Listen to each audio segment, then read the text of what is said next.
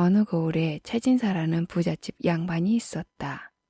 최진사는 늦은 나이에 딸 하나를 얻게 되었는데 그 뒤로는 하는 일마다 모두 잘 되어 고을에서도 제일 가는 부자가 되었다.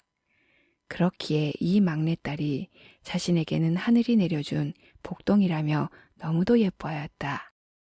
시간이 흘러 막내딸이 시집 갈 나이가 되자 최진사는 막내딸을 불러 물었다. 아가, 어떤 신랑감과 혼인을 하고 싶으냐? 네가 원하는 신랑감과 애비가 연을 꼭 맺어주도록 하마.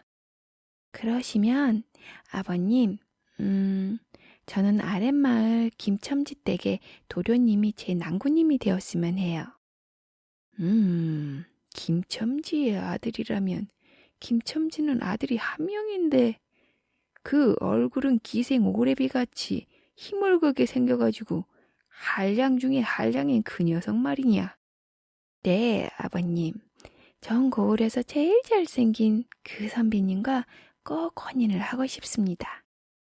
최진사는 영 마음에 들지 않았지만 딸이 너무도 소원하고 있었기에 어쩔 수 없이 김첨지의 막내 아들과 혼인을 진행시키게 되었다. 김첨지는 가뜩이나 집안은 기울어져만 가는 중인데 아들인 선비는 글 공부를 이미 때려치우고 먹고 놀기만 하면서 돈을 써댔다. 여자를 밝혀 기생집은 기본에 처녀건 과부건 하루가 멀다 하고 고을에 이 여자 저 여자를 건드리고 돌아다니니 골치가 아팠는데 최진사가 혼담을 넣자 이거 잘됐다 싶어 최진사에게 대릴서위로 보내버렸다. 그런데 혼인을 하더니 여전히 먹고 탱자탱자 놀기만 하는 건 바뀌지 않았는데 여자는 오로지 최진사의 막내딸인 부인만 바라보며 한눈도 안 팔고 지내는 것이었다. 그러니 막내딸은 신혼에 매일매일이 행복해 항상 입이 귀에 걸려 있었다. 그러나 서너 달이 지나자 최진사는 놀고 먹기만 하는 사위가 밉상으로 보이기 시작하였고 그때부터 사위인 선비를 대놓고 구박하기 시작하였다. 선비는 그래도 부인과의 관계가 너무도 좋고 지금은 처가댁에 얻어먹는 처지라 매번 꾹 참아 넘겼다. 그러던 어느 날 최진사는 역시나 사위의 얼굴을 보자 없던 성질이 올라와서 구박을 하기 시작하였다. 이보게, 자네는 잘하는 게 뭔가? 그렇지. 혼인 전에 이 여자, 저 여자 만나가며 돈을 쓰는 재주 하나만 타고났지. 으이그. 장인어른, 그렇긴 한데 말씀하신 그깟 재주로도 큰 돈을 벌 수 있지요. 라고 선비는 그날따라 장인에게 말대꾸를 하는 것이었다. 뭐라? 큰 돈을 벌어? 지금까지 자기 손으로 한 푼도 번 적 없으면서 어디 한번 벌어와봐. 내 재산의 10분의 1만 벌어와도 내가 자네에게 큰 절을 할 테니 말일세. 장인어른, 대신 딱 3번만 제가 요청하는 돈을 빌려주십시오. 제가 그 돈을 빌려 말씀하신 재산을 만들어 올 테니까요. 그래, 그리 해주마. 대신 못하면 네 발로 우리 딸 곁에서 떠나주는 걸세. 네, 그렇게 하겠습니다. 대신 말씀하신 재산을 벌어가지고 오면 따님 위에 다른 여인이 제게 생겨도 아무 말씀 안 하셔야 합니다. 알았네, 알았어. 근데 한 달 안에 해야만 하네. 그 안에 꼭. 네, 장인어른 알겠습니다. 일단 오늘 30냥만 먼저 내주십시오.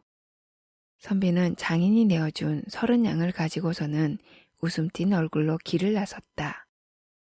그러더니 이웃마을로 한달음에 해가 넘어갈 때쯤 도착하더니 조그마한 어느 한 집으로 들어가 다짜고짜 하룻밤만 묵어가기를 청하였다.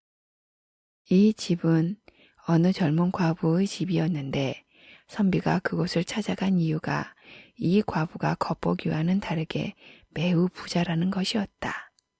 이 사실을 아는 사람은 그리 많지 않았는데 이 선비는 이를 알고 있었던 것이었다.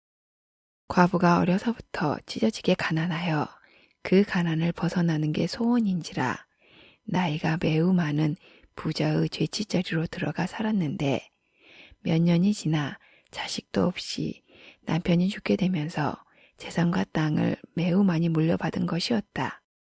그리고는 다른 마을로 가서 조용히 살았는데 집도 방 하나 있는 집에 살고 행색도 수수하게 하고 다녔으니 주변 사람들은 이 과부가 건넌 마을의 땅 부자일 거라고는 생각하지 못하였다.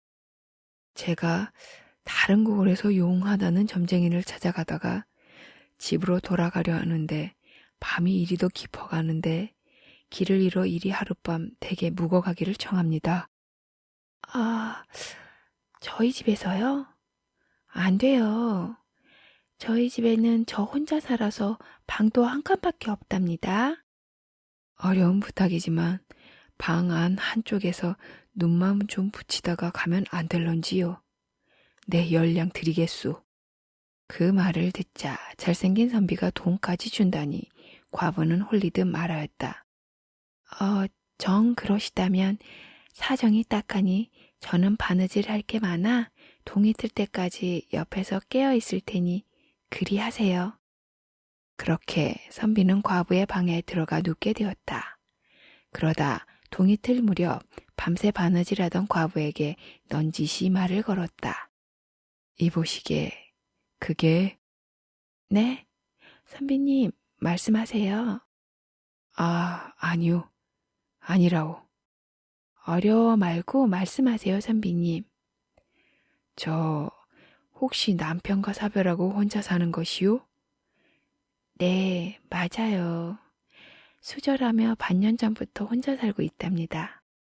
내가 낫지 않는 병이 있어 몇 년째 좋다는 의원을 만나고 약을 먹어도 차도가 없어 오늘 유명한 점쟁이를 만났는데 남편과 사별한 지 1년이 넘지 않은 과부의 손을 잡으면 이 병이 나을 거라고 하는데 수문양 드릴 테니 한 번만 잡을 수 있겠소?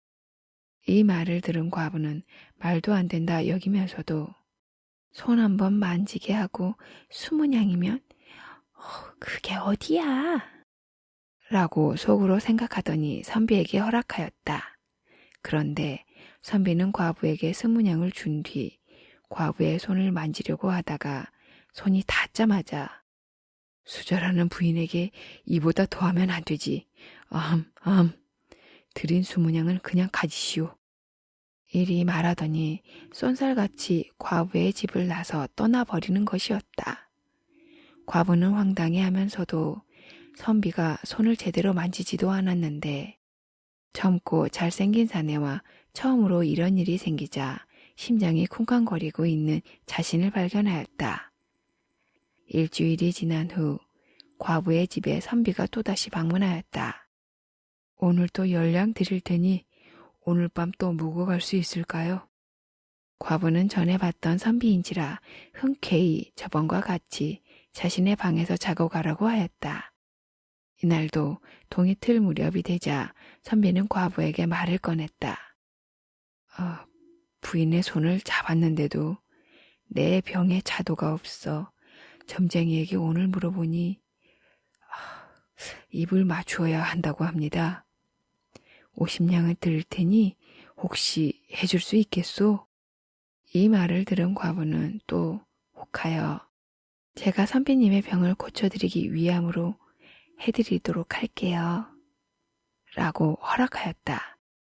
그런데 선비는 과부에게 입을 맞추려고 하다가 입술이 살짝 닿자마자 수절하는 부인에게 이보다 더하면 안 되지.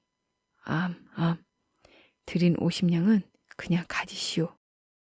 라며 저번처럼 과부의 집을 떠났다. 이번에 과부는 잘생긴 이 선비와 입을 맞춘다는 생각에 너무도 행복해하는 자신을 보게 되었다. 그날부터 과부의 생각에는 이 선비가 계속 맴돌기 시작하였다. 꿈에서도 나오고 밥을 먹으면서도 떠오르고 처음으로 사내가 보고 싶고 그리워지게 돼버린 것이었다. 과부는 한 주 정도 지나면 다시 선비가 자신의 집으로 들릴 것이라고 생각하였다.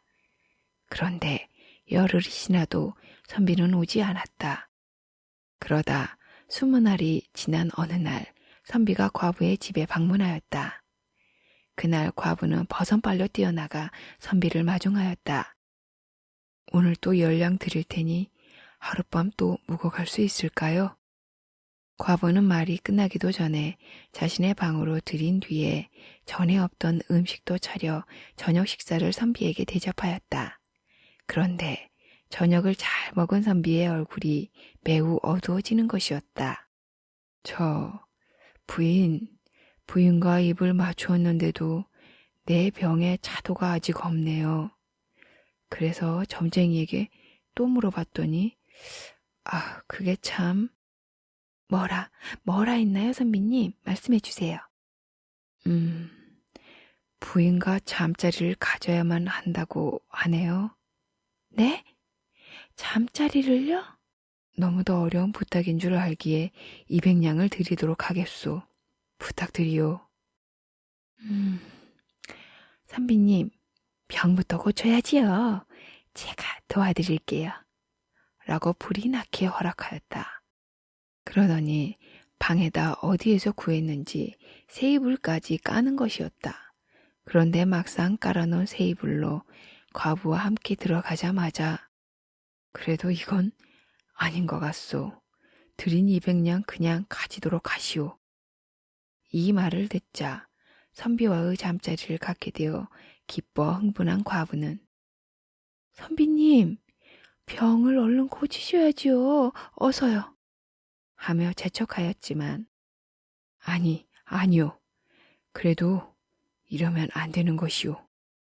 그러자 이 기회를 놓칠 수 없다고 생각한 과부는 갑자기 주신 돈 안 받겠어요. 아니, 선비님, 병을 고쳐드리고 싶은 이 마음이 제 진심이니 전에 주신 돈도 모두 돌려드릴게요. 됐지요? 어서 오세요. 라고 과부는 다급하고 숨이 넘어가게 말하였다.